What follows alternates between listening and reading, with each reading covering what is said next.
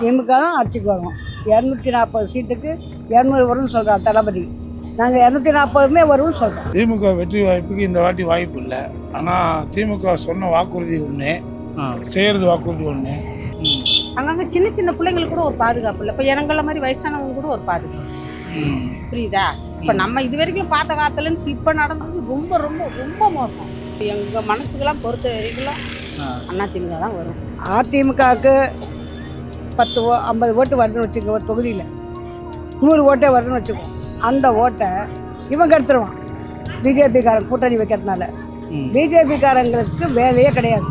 உங்களோட பழைய தங்க நகைகளை விற்க, அடகு வச்ச தங்க நகைகளை மீட்டு நியாயமான விலைக்கு விற்க இப்பவே ஜிஎன்ஆர் கோல்டு ட்ரேடர்ஸ்க்கு கால் பண்ணுங்க. பாஜக இருந்தாலும் பாஜக வந்தாலும் வராட்டாலும் எந்த கட்சி வந்தாலும் வடக்கர்களை உள்ள விட்டாங்கன்னா இப்போ நீங்கள் நாங்களாம் கூட சரி, நம்முடைய அடுத்த சன்னதி கூட ஒரு 20 வருஷத்துல எல்லாருமே இலங்கை அகதிகள் மாதிரி ஆகிடுவாங்க. லேடிஸ் எல்லாம் ஃப்ரீ பஸ் சார், எங்க போனாலும் ஃப்ரீ பஸ். பையெல்லாம் போறாங்க, பையிலாவது வராங்க. அதே மாதிரி பிள்ளைங்களுக்கு காலை உணவு எந்த ஆட்சி கொடுத்தது? ஃப்ரீ பஸ்னாக்கா எல்லாத்துலேயுமே ஃப்ரீயாக கொடுத்துருப்பியா? எப்படி கொடுப்ப? இப்போ ஆம்பளைங்க மட்டும் டிக்கெட் வாங்குற இந்த 10 ரூபா கொடுத்து ஏன் சண்டை போக முடியாதா என்னால? நீ ஒன்றில் கொடுக்குற, ஒன்றில் வாங்குற, எல்லா வேலைவாசியும் ஏற்றிட்டேன். இந்த ஆட்சி சின்ன குழந்தைலேருந்து பெரிய குழந்தை வந்து இன்னைக்கு கற்பழிப்பு, கஞ்சா, புரோட் சுகரு அப்படின்னு இதுக்கு உடந்தையாக போகிறது தான் இந்த ஆட்சி. இந்தியா டுடேங்கிற ஒரு பிரபல ஆங்கிலேயத்துடைய ஆய்வு வந்திருக்குது. அவங்க கருத்து கணிப்புல என்ன சொல்றாங்கன்னா, இப்போ தேர்தல் வந்தாலும் திமுக தான் வெற்றி பெறும் 48% அப்படின்றாங்க. எப்படி பாக்குறீங்கம்மா? அதில் என்ன சந்தேகம்? திமுக தான் ஆட்சிக்கு வரும். 240 சீட்டுக்கு 200 வரும்னு சொல்கிறார் தளபதி.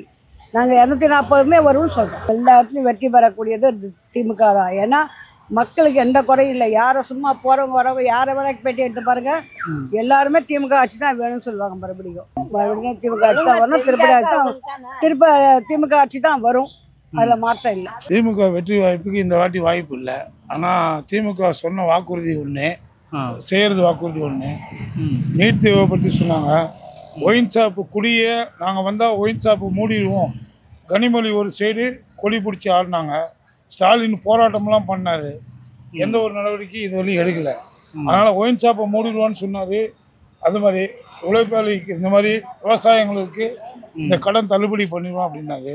இந்த மாதிரி சில சலுகைகளாக அவர் சொன்னதை எதுவுமே நிறைவேற்றலை இந்த வாட்டி. அதாவது லேண்டு, ரியல் எஸ்டேட்டை பொறுத்த அளவுக்கு 10 வேலை 13% உயர்த்திட்டாரு.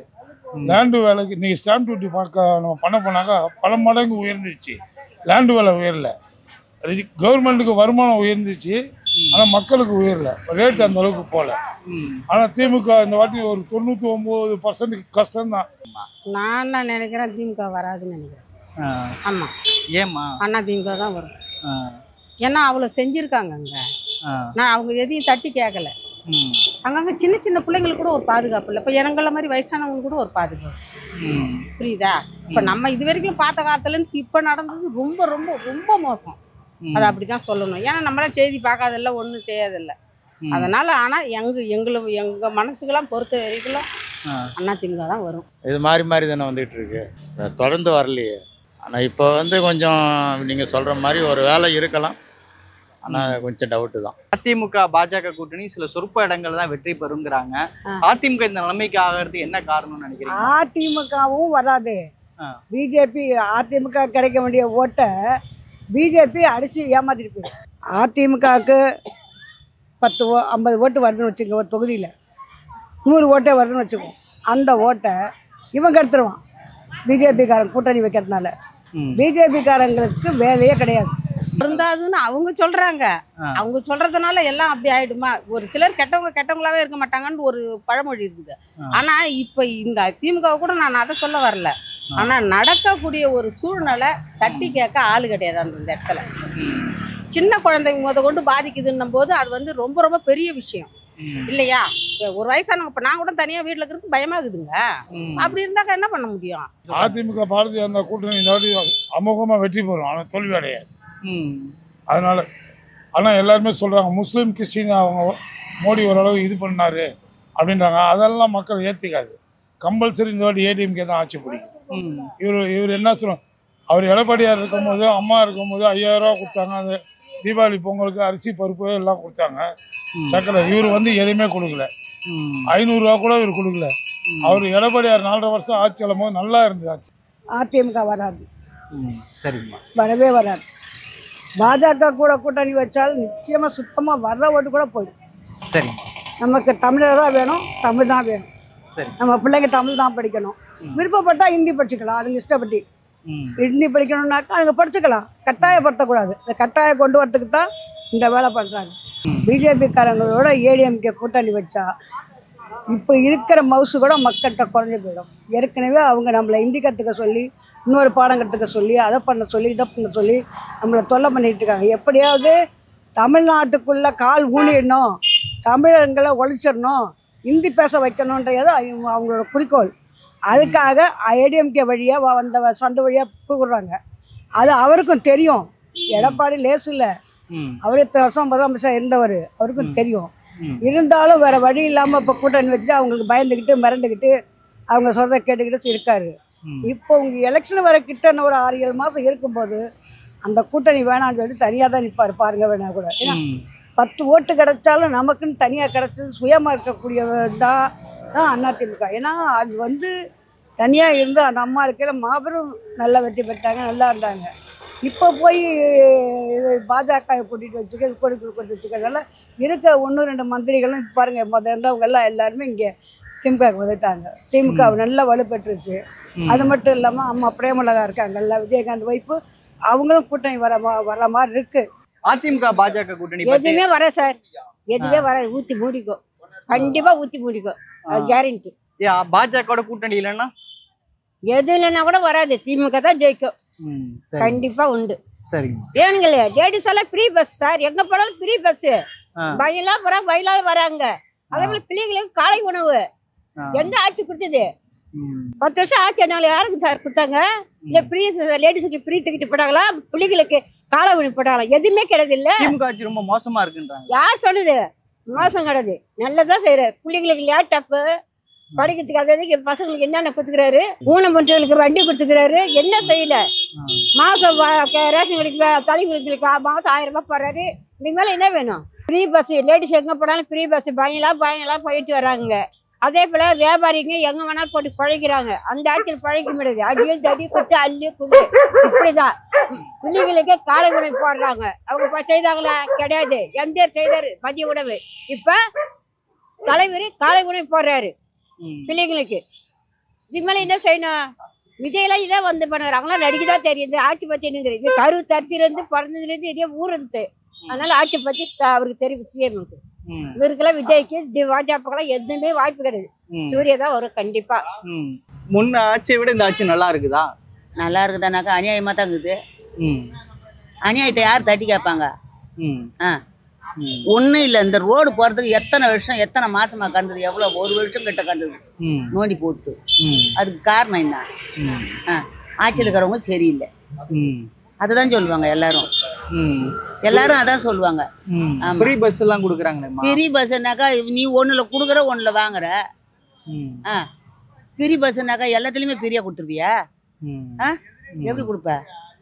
இப்போ ஆம்பளைங்க மட்டும் டிக்கெட் வாங்குற, இந்த 10 ரூபாய் கொடுத்து சண்டை போக முடியாதா என்னால? அது கூட வருமானம் இல்லாத, அது கூட வழி இல்லாத இருக்கிறாங்க, குடும்பம் நடத்துறாங்க. இவ்வளோ காலமா எப்படி இருந்தது? எனக்கு வயசு என்ன இருக்கும்? வயசு எனக்கு 70 கிட்ட இருக்கும். இத்தனை வருஷமா இல்லாத இந்த 2 வருஷம் இருக்குமாப்பா பஸ் டிக்கெட்டு பிரி விட்டு, இந்த 2 வருஷமா என்னால வருமானம் இல்லையா? சம்பாதிக்க முடியாதா? 10 ரூபாய் கையில வச்சுன்னு பஸ்ஸுக்கு போக முடியாதா? உன்னை யார் கேட்டாங்க பஸ் பிரி பஸ் கூட சொல்லி? நீ ஒன்றில் கொடுக்குற, ஒன்றில் வாங்குற, எல்லா விலைவாசியும் ஏற்றிட்ட. இந்த ஆட்சி ரொம்ப மோசமா இருக்குதா? ஃப்ரீ பஸ்ஸுன்னு விடுறிய எதுக்கு? உன்னை யார் கேட்டாங்க ஃப்ரீ பஸ் விட சொல்லி? உங்களுக்கு வேற என்ன? விலைவாசி எல்லா விலைவாசியும் ஏறி போச்சுப்பா. எல்லா விலைவாசியும் குறைக்கணும். எல்லா விலைவாசியும் குறைஞ்சிச்சுன்னா உனக்கு நல்லா இருக்கும். ஃப்ரீ பஸ் விட்டதுக்கு அர்த்தம்னு சொல்லுவாங்க. எல்லா வேலையும் கூடி போச்சு. அட்லீஸ்ட் ஒரு அரிசி எடுத்துக்க என்ன விலைன்னு? 60 ரூபாய் 65 ரூபாய் இல்லாத ஒரு அரிசி வாங்கி ஒரு ஏழைங்க கூட சோத்தணும் முடியல. இந்த எம்ஜிஆர் நகர் வந்து நான் 40 வருஷம் ஆச்சு. இந்த 40 வருஷத்துல 10 ரூபாய் கூலி வாங்கினாரு எங்க ஆம்ஜான். அந்த 10 ரூபாயில தான் குடும்பம் நடத்தினேன். 4 பேர் 3 வேலை சாப்பிட்டோம் அந்த 10 ரூபாவில். இன்னைக்கு சாப்பிட முடியுமா? டிவிக்கு ஏதோ வரட்டுமே, புதுவாள் வரட்டுமே. இல்லை ஏடிஎம்கே டிஎம்கே தானே ஆடுறாங்க. புதுசாக ஒரு கட்சி வரணும் நல்லது தானே. ஓட்டை பிரிக்க வாய்ப்பு இல்லை. எல்லா மக்கள் மனம் மாறிட்டாங்க, தெளிவாக இருக்கிறாங்க. விஜய்க்கு தான் ஓட்டு அப்படின்னு. ஏன் டிவிகே வரணும்னு நினைக்கிறீங்க? அவர் வந்து சினிமா நடிகர் தானே. நடிகராக இருந்தானே, எல்லாரும் நடிகர் தானே. யார் தான் நடிகர் இல்லாமல் வந்தாங்க? எல்லாம் நடிச்சு தானே வந்தாங்க. எம்ஜிஆர், ஜெயலலிதா எல்லாமே நடிச்சு தானே வந்தாங்க. அவங்கெல்லாம் பெரிய ஆளாகலையா, சிஎம் ஆகலையா? அதனால விஜய்க்கு ஒரு வாய்ப்பு கொடுப்போமே. நல்லது செய்வார்ல, எதிர்பார்க்குறோம். நல்லது செய்வார். என்ன சொல்றாங்கன்னா அந்த கருத்து கணிப்புல விஜயோடைய அரசியல் வருகை வந்து திமுகவுக்கு தான் சாதகம், ஓட்டு பிரிக்கிறது அப்படின்றாங்க. இப்ப விஜய் அரசியல் வந்து திமுகவுக்கு சாதகமா இருக்கு. விஜயெல்லாம் ஒரு ஆளே இல்லைங்க. அவரை பற்றிலாம் பேசாதீங்க. இளைஞரான நீங்கள் அவரை பற்றியான கேள்வி கேட்காதீங்க. ஏன்னா அந்த ஆள் எதுவும் நமக்கு செய்யலை நாட்டுக்கு. அப்போது நம்ம வந்து 5 வருஷம் நம்ம கொரோனாவில் அடிபட்ட போது என்ன 150 கோடி 200 கோடி பணம் வாங்கினவ எவ்வளோ செலவு பண்ணான்? என்ன பண்ணாரு இந்த ஊருக்கு? நம்ம இந்த மக்களுக்கு ஒரு பால் பாக்கெட் வாங்கி கொடுத்துருப்பாரா? பால் அபிஷேகம் அவரோட பொருள் இந்த சினிமா இது அந்த கொட்டினான சினிமாவுக்கு அப்படிப்பட்டவனுக்கு கூட ஒரு பால் பாக்கெட் வாங்கி கொடுத்தாரா? ஒரு வீட்டுக்கு 200-300 கொடுத்தாரா? ஒரு ரேஷன் பண்ணம் கிடையாது. இதெல்லாம் ஒரு ஆளே இல்லை. அவருக்கு திமுக தான் எதிர்ப்பான். திமுக எவ்வளோ பெரிய கோட்டை, இது ஒரு சாதாரண கொட்டை. இது போய் அவங்கக்கிட்ட வாலாட்ட முடியுமா? ஆட்டி பார்க்கட்டும். ஆனால் ஒன்றும் நாங்கள் சொல்லலை. எப்படி இவங்க சொல்கிறாங்க, அவங்க சொல்கிறாங்க, இவங்க சொல்கிறாங்க, கொண்டை தான் சொல்கிறாங்க. நீ எல்லாம் வரவே முடியும். எம்ஜிஆர் நகர் பஸ் ஸ்டாப்பில் நின்றுனா கேகே நகர் பஸ் ஸ்டாப்பில் அம்மன் கோயிலில் போய் நிற்கிது. அம்மன் கோயிலில் ஏங்க அங்கே நிற்காம ஒருத்தன் துரத்திக்கிட்டு போய் கேட்டாக்கா அவன் என்ன சொல்கிறான்னா, பிரியா தானே நீ ஏறுற, அடுத்த பஸ்ஸு நீ ஏறு அப்படின்னு சொல்கிறான். அப்புறம் எதுக்கு நீ பெரிய பஸ் ஒன்றும் பெரிய பஸ் விடாதே இருக்கலாமே. இந்த ஆட்சி மோசமா இருக்குன்னு பலரும் சொல்றாங்க. இந்த ஆட்சி சின்ன குழந்தைலேருந்து பெரிய குழந்தை வரையும் இன்னைக்கு கற்பழிப்பு, கஞ்சா, புரோன் சுகரு அப்படின்னு இதுக்கு உடந்தையா போகிறது தான் இந்த ஆட்சி. ஏடிஎம்கே ஆட்சி வந்தால் இதெல்லாம் நடக்காது. விஜய் அரசியலை பற்றி என்ன நினைக்கிறீங்க? விஜய் கூட சொல்றதுக்கு ஒன்றும் இல்லை, கரெக்டாக வந்தால் கூட நல்லா தான் இருக்கும். அது ஒன்றும் தப்பு கிடையாது. ஏன்னா முதல்ல ஒரு சின்னவங்களை வளர விடணும். நம்மளே ஊடிக்கின்னு இருக்கக்கூடாது. புரியுதா? இப்போ நீங்கள் கூட சரி சின்ன பிள்ளைங்க, இப்போ உங்களுடைய ஒரு வேகம் ஒரு இது அவங்களுக்கு அப்படி செய்யணும் இப்படி செய்யணும் ஏழை பல மனசில் இருக்கும். அந்த மாதிரில இருக்கிறதுக்கும் வாய்ப்பு இருக்குது. விஜய் வரந்தாலும் சந்தோஷம் தான். வந்து ஒரு எம்ஜிஆர் ஜெயலலிதா மாதிரி இருக்காரா? இருந்துட்டு தான் இருந்தாரு. இது வரைக்கும் அப்படியா? ஆனால் ஓரளவுக்காவது அவங்க அந்த ரேஞ்சில் அவங்க கொண்டு வராங்க, நடத்தின்னு இருக்காங்க. புரியுதா? இப்போ அவங்க எம்ஜிஆர் வந்து எவ்வளோ ஏழை மக்களுக்கெல்லாம் செய்யணும் கொள்ளணும்னு செஞ்சவங்க. அதே மாதிரி அம்மாவும் அது மாதிரி தான் செஞ்சாங்க. அவங்களுக்குன்னு சுயநலமாக எதையும் செஞ்சுக்கல, எதையுமே அவங்களுக்குன்னு எதுவுமே செஞ்சுக்கல. அப்படி இருக்கும்போது நம்ம அவங்கள தானே ஆதரிக்க முடியும். அவங்க கட்சியில் யார் எடுத்து செய்கிறாங்களோ, யார் எடுத்து செய்கிறாங்கன்றதுல கெட்டதை செஞ்சாங்கன்னா அவங்களும் தேவையில்லைன்னு தான் ஒதுக்கிடுவாங்க மனசில். புரியுதா? ஆனால் ஓரளவுக்கு அவங்க செய்கிற மாதிரி செய்கிறாங்கன்னா மனசு ஜனம் ஏற்றுக்கும். ஏன் பாஜக கூட்டணி?